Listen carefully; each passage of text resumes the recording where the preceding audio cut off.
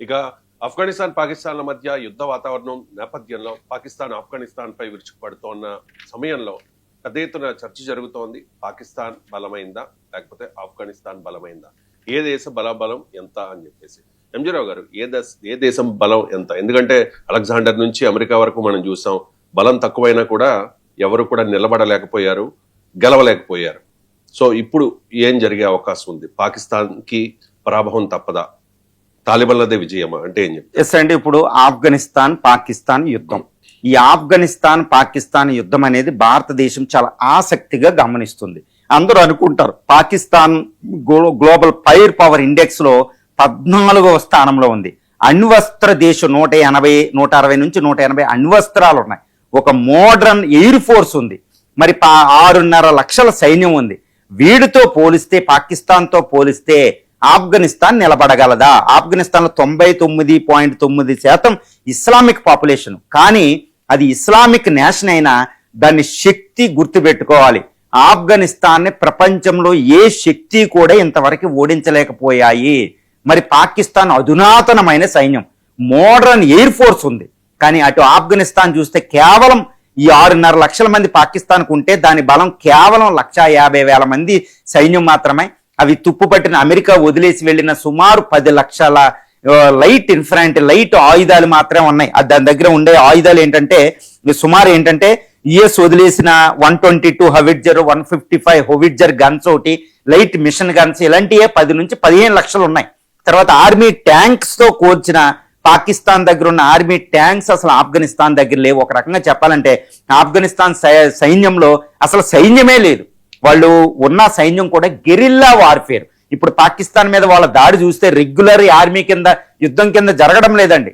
వాళ్ళు గెరిల్లాగా సడన్ గా వచ్చి లైట్ అటాక్ చేసి వెళ్ళిపోతూ ఉంటారు.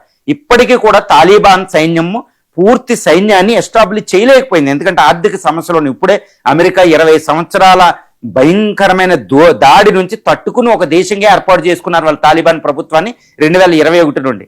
వాళ్ళు ఆర్థికంగా కూడా ఏమీ లేవు. మరి ఇంతటి బలహీనమైన దేశం ఆఫ్ఘనిస్తాను బలాల పరంగా పాకిస్తాన్తో అస్సలు సరిపోల్చలేమన్నమాట. మరి విజయం ఎవరిది అంటే నేను ఖరాఖండిగా చెప్తానండి, ఈ విజయం ఆఫ్ఘనిస్తాన్దే.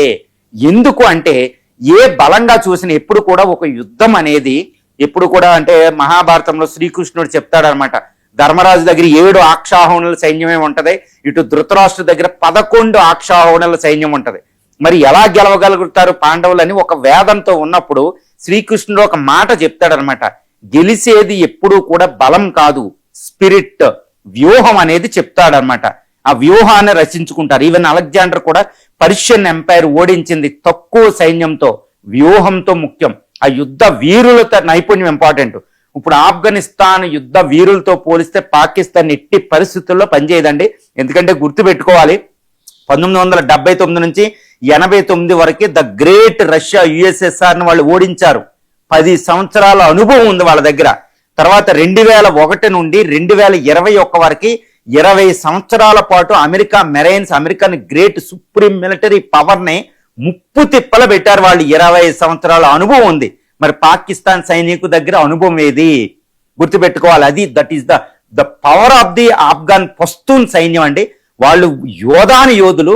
అక్కడ హిందూ కుష్ వాళ్ళ యొక్క జోగ్రఫీ చూస్తే మనం ఆఫ్ఘనిస్తాన్ యొక్క శక్తి, ఈ పాకిస్తాన్ దగ్గర ఉన్న ఆర్మీ పరంగా 6 లక్షల సైన్యం, 6.5 లక్షల సైన్యం, ఒక 1400 air force, modern air force ఉన్నప్పటికీ ఆఫ్ఘనిస్తాన్ దగ్గర ఉన్న శక్తి వాళ్ళ సైన్యం కాదు, వాళ్ళ జోగ్రఫీ, వాళ్ళ భౌగోళిక శాస్త్రం.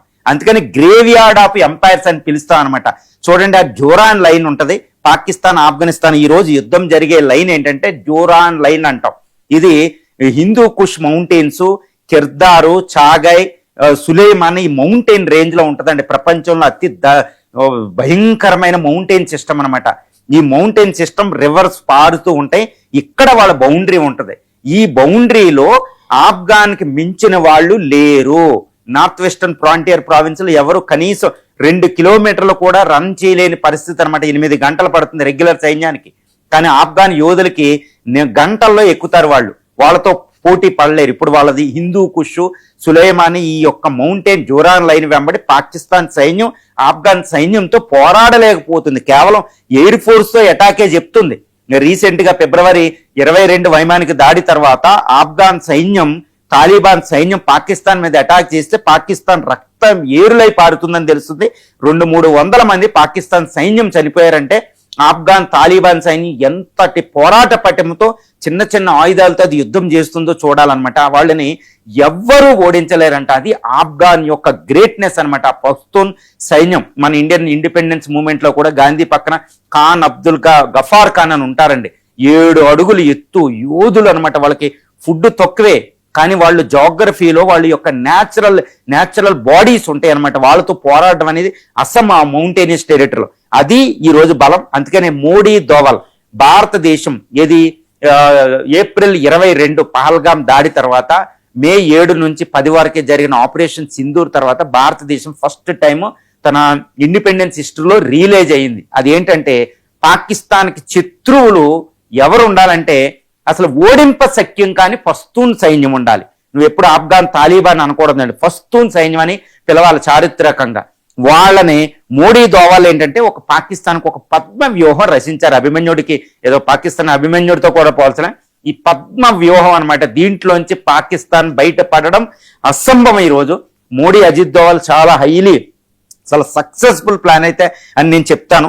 ఈ పఖ్తూన్ పద్మ వ్యూహంలోకి పాకిస్తాన్ని ఇండియా గెంటేసింది. మోడీ దోవల్ ప్లాన్ ఎలా గెంటిందంటే ప్రపంచంలో ఏ శక్తి కూడా ఈ పఖ్తూన్ సైన్యాన్ని ఓడించి వెళ్ళింది లేదు. ముఖ్యంగా చెప్పాలంటే ద గ్రేట్ బ్రిటిష్ వాళ్ళ మీద ఓడిపోయింది, యుఎస్ఎస్ఆర్ ఓడిపోయింది, అమెరికా ఓడిపోయింది. గ్రేవ్ యార్డ్ ఆఫ్ ఎంపైర్స్ అంటారు. ఇప్పుడు పాకిస్తాన్ అనవసరంగా ఇండియా ఒక ట్రాప్ వేస్తే ఆ ట్రాప్ లో ఇరుక్కుంది. అనవసరంగా తాలిబాన్ని పాకిస్తాన్ కెలుక్కుందని అయితే నేను చెప్తాను. ముఖ్యంగా అసీం మున్నీరు, ఈ ఫీల్డ్ మార్షల్ షహబాజ్ షరీఫ్, జర్దారి భుట్టో వీళ్ళు ఆల్ పొలిటికల్ పార్టీస్ కంబైన్డ్ గా ప్రభుత్వం ఎస్టాబ్లిష్ చేశారు. వాళ్ళు ఎన్ని బేరాల పలికినా వాళ్ళు ఇండియా మీదకి వచ్చినట్టు కాదండి, ఆఫ్ఘనిస్తాన్ మీదకి వెళ్ళారు. ఆఫ్ఘనిస్తాన్ మీద వెళ్ళడం అంటే వాళ్ళు రెగ్యులర్ గా వార్ చేయరు, గెరిల్లా వార్ చేస్తారు. ఈ రోజు గెరిల్లా వార్ ఏంటంటే 2640 కిలోమీటర్ల జోరాన్ లైన్ వెంబడి మౌంటైనియస్ టెరిటరీ. ఇక్కడ ఏంటంటే పాకిస్తాన్ వీక్నెస్ ఉంది. ఎందుకంటే ఈ బౌండరీ వెంబడి నార్త్ వెస్టర్న్ ఫ్రాంటియర్ ప్రావిన్స్ చూడండి. మోడీ దోవాల్లో వాళ్ళకి పద్మ వ్యూహాన్ని నేను ఎందుకు అంటున్నానంటే కేవలం బౌండరీ దగ్గరికి వెళ్ళి పోరాడడం కాదండి, వాళ్ళు బౌండరీ దాటి ఆల్రెడీ వచ్చేసారు ఇక్కడ. ఎందుకంటే ఆఫ్ఘాన్ తాలిబాన్ ఏది 150,000 మంది సైన్యం, గెరిల్లా వార్ఫేర్, అమెరికానే తరిమి కొట్టిన సైన్యం, సుశిక్షితులైన యోధులు, ఆఫ్ఘాన్ యోధులు, పస్తూన్ యోధులు.